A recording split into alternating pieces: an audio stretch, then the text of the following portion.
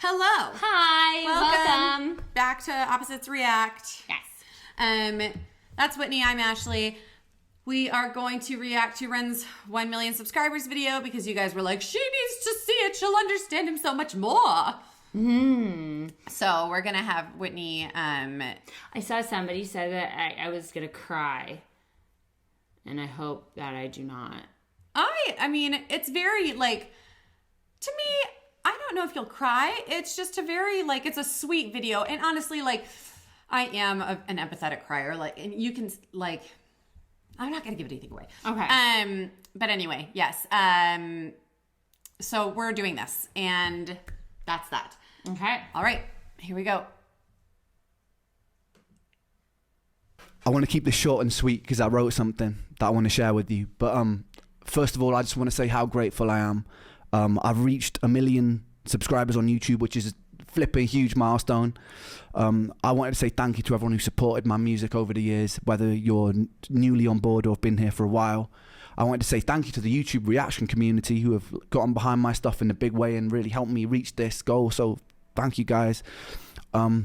Yeah, I wanted to read this passage that I wrote about success. It's too much for me to remember right now, so bear with me. But yeah. Success to me means that I have a responsibility that transcends me.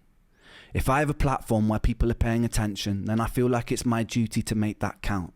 It's far more important than my aspirations with music and what I could personally gain. There's a saying that stuck with me recently, which was a rising tide lifts all ships. Somehow, by finding success for myself has meant that I can find success for the people around me, and that makes me feel very rich. I'm in a very strange position right now where I owe much of my success to the most destructive force in my life, which has been the turbulence of my physical and mental illness. The thing that has by far brought me the most pain has been a source of constant inspiration, which ironically led to creations which brought me the most joy. Creating art which means something to somebody else and can potentially be a companion to somebody else in the dark justifies my own pain, and I desperately needed that to be justified. There are a lot of people alive today who live in the dark. It's a place that I'm very familiar with. In the peak of my health problems, I was severely underweight. All my meals had to be restricted and blended, and I was so tired that I couldn't participate in life. I couldn't socialize, I couldn't watch films, I couldn't read. My bones constantly hurt. Even standing in the shower was excruciating and exhausting. And this went on for years, with no answers. Nobody could have ever convinced me during that time that my pain and suffering would be a source for something good, because it felt insidious. Nobody could have ever convinced me that something constructive can come from hurting every day. But I'm here to tell you that if you are hurting every day, don't be afraid. One thing I know to be a constant law of the universe, is that life is inconsistent. Life is beautiful and life is hideous. Life is kind and life is cruel. Dancing inside this dichotomy and inconsistency makes me know that you won't hurt forever, whether that comes from resolution of what you're going through or acceptance of where you are. You won't hurt forever. You don't know yet whether or not your pain conceals gold. It definitely conceals wisdom, and it's definitely a catalyst for filling you with empathy. So stand strong, my friends, and don't let the darkness consume you, because once you know the dark and become intimate with it, you become very capable of wielding the light. You could be instrumental for changing this world for the better. There's nothing humble about shrinking or doubting yourself because you are large. You can be ferocious, and you could be magnificent. For the medical industry, who too often let people fall through the cracks, it's your duty to do better.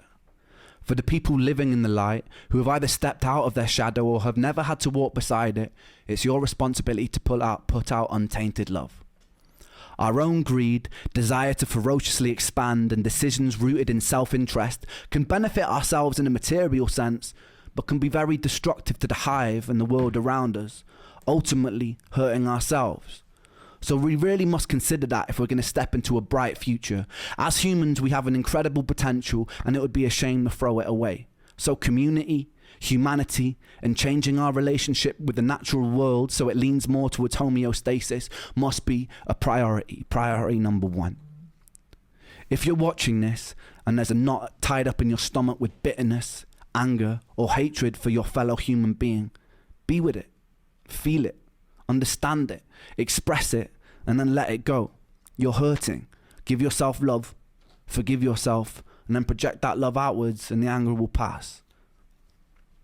We have a decision in every interaction to tilt the world towards heaven or hell, towards Jannah or Jahannam, utopia or dystopia. And some people's ideas of heaven will be another's image of hell.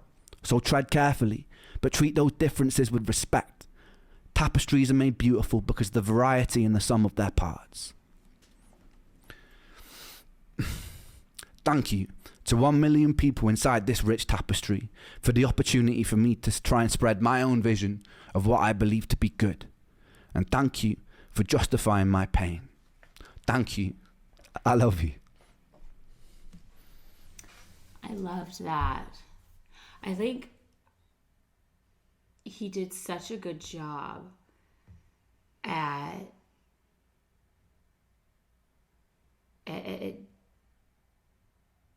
basically whatever your beliefs, whatever your thoughts, and that we're all different, but it's all okay. And I really loved what he said about if you're angry or you hate somebody, to feel that instead of just like you need to find the love or whatever. It was, you need to feel that and be in that emotion and give yourself grace and give yourself love, and then project that outwards. That it's like, it's not saying that we don't feel hate, we don't feel anger.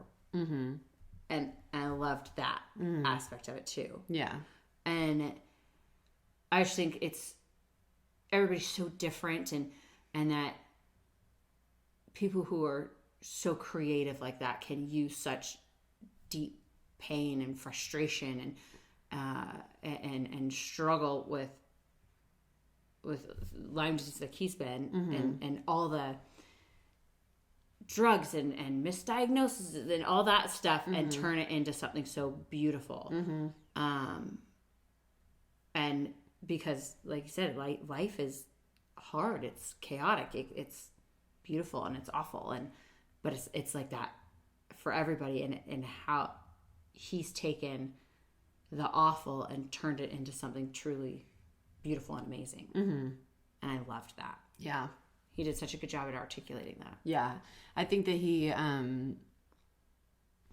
like, number one, it was like super sweet, like that he kept like getting choked up. Like, even I get choked up, like watching, like I told you, like I'm such an empathetic crier. So like anytime I see anybody getting choked up, it's like, I like can't not, you know what I mean? Oh, I hate it.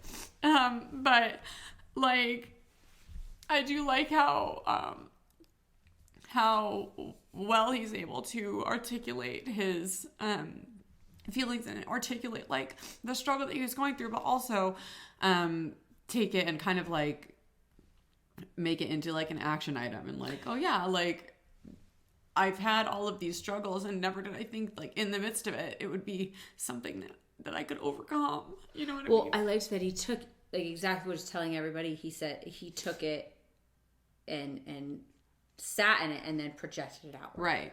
Which I loved, and I just love that he was able to articulate it like that, right? Like he almost gave you the recipe of like, I've been there, and I know exactly what, you know, I know how dark it can get, but I also know that like there is another side of it, and there is, you know, you can find you won't be in that same you won't position be in it and forever, and you'll be able, in the hindsight, you'll be able to find a beauty in what you're going through. So allow yourself to feel all of the negative feelings, allow yourself to feel the hurt, allow yourself to feel the pain, and then when you're done processing that, allow yourself to turn that into light and project it outward. I really liked that, and I really liked the part where he talked about how everyone makes up a tapestry and how everybody's so different, and that's kind of how I view like you going into this experience, because I feel like a lot of times in the comments people are like, well, she didn't get it. You know what I mean?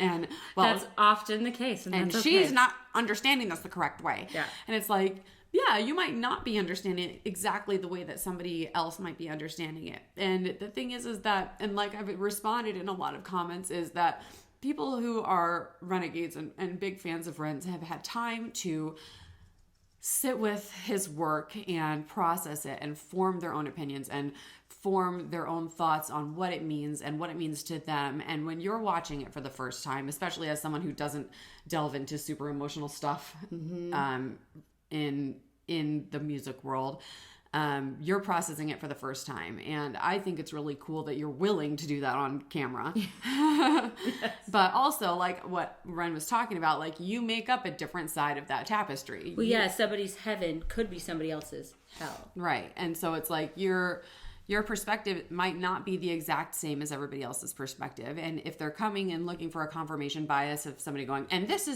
I'm going to say the exact same thing that everybody else says, like that might not be, this channel might not be for them because we're watching, you learning how to interpret that type of art form. And I like that he himself has said, there are so many people and so many different perspectives and it's all a beautiful tapestry and like, it's all welcome here. And that's what I really liked too, is it's like, yeah, neither of our perspectives might be the exact right thing to say, but quite frankly, there is no right. There is no right thing, especially that's the thing, is art is subjective.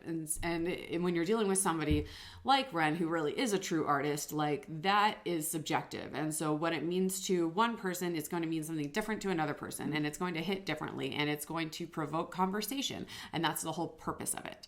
And so I really enjoyed the fact that he kind of acknowledged that, yet, like, we are all different, and that's great, because if we were all the same, the tapestry wouldn't be a beautiful picture. It would just be one shade, one note. Yes, one blank tile. Yeah. So no, I loved it, and he truly is such a great artist and so great with words and excellent at communicating what he wants. Yeah. And exactly. his intentions. And I just loved that. Yeah. I thought that was so great. I think he's definitely wise beyond his years. And everybody's like, he's 37. Number one, you've aged incredibly. He has held up Drop quite well. the skincare routine, friend. But number two, just, he does have a wisdom that probably he gained through his suffering. Through all the suffering, he's really learned a lot. That refines fire. The humor, about like the human experience and dealing with other people. And I really loved everything that he had to say. So anyway, thank you for suggesting that. That definitely gave so a really much. good insight into where Ren's coming from on a lot of things. And so do you feel like you understand him a little bit better after that? Yes, I do. Okay, awesome. Well, anyway, thanks for the suggestion, guys. And we're going to continue on. Like and subscribe. Thank All right, you. bye.